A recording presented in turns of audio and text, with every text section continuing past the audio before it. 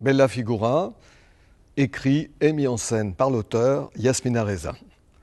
Alors d'abord, je pense que c'est toujours un plaisir de recevoir une pièce mise en scène par l'auteur, parce qu'elle est le chef d'orchestre, ou il est ou elle est le chef d'orchestre, et de pouvoir entendre le texte comme dans des résonances qu'elle a imaginées en l'écrivant, je pense que pour le spectateur, c'est un atout considérable. Donc il ne s'agit pas de la placer en tant que metteur en scène, puisque le spectacle a été mis en scène par Ostermeyer, donc, qui est un excellent metteur en scène, mais là, cette fois-ci, il est mis en scène par l'auteur lui-même. Il ne s'agit pas de faire une concurrence de mise en scène. Il s'agit de donner la place du chef d'orchestre. En ça, je crois que c'est déjà en soi un spectacle intéressant. Il faut donc dresser l'oreille. Et d'ailleurs, il faut dresser l'oreille en général avec la façon dont Yasmina Reza s'empare du théâtre.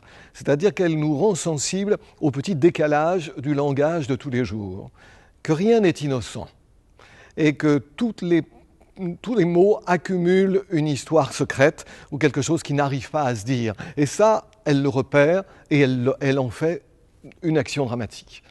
Alors là, la situation est extrêmement simple. D'ailleurs, elle dit elle-même, Yasmina Reza, qu'elle ne souhaite pas écrire des histoires, mais elle écrit des situations. Donc, la situation, nous voyons un couple adultérin qui vit cet adultère, on peut dire, assumé depuis des années, et là, cette fois-ci, c'est leur week-end. Donc, lui l'emmène au restaurant. Au moment d'entrer dans le restaurant, elle dit « Qu'en est-il de ce restaurant? Comment tu le connais ?» en fait. Et il dit « Je ne sais pas, c'est ma femme qui le trouve formidable. » Là, je crois que vous vous rendez compte, ou même en m'écoutant, que c'est peut-être pas ce qu'il fallait dire. Lui s'excuse, mais l'excuse ne suffit pas, et au fond, à partir de là, le langage grippe. Et ils vont rencontrer un deuxième couple, accompagné d'une vieille dame qui fête son anniversaire, et là, les choses vont dégénérer pendant le repas. Donc c'est à nous, c'est l'observation fine qui ne juge jamais. Yasmina ne juge pas les gens. Elle les montre, je crois, tels que nous sommes, ou en tout cas dans nos difficultés, et comme je peux la voir ici, la difficulté avec les mots. Les mots disent une chose, et il y a la volonté de dire encore autre chose qui est derrière. Et c'est ça qu'elle sait parfaitement cerner.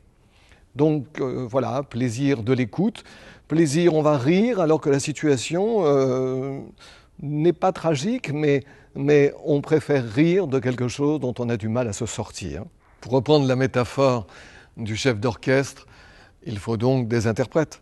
Ici, un quintet, et donc Yasmina Reza a réuni 5 acteurs de très grande qualité. Elle a l'ouïe fine lorsqu'elle écrit et elle a l'œil sûr pour choisir ses interprètes. Alors je vais les citer. Il y a Michel Escaut, qu'on aura vu juste avant dans Bouvard et Pécuchet. Il y a Emmanuel DeVos, donc on voit souvent au cinéma et aussi sur les scènes de théâtre. Ça, c'est le couple adultérin. Et les 3 autres que ce couple va rencontrer, il s'agit de Louis-Do de Langsin, Josiane Stoléru et Camille Japy, 5 interprètes magnifiques.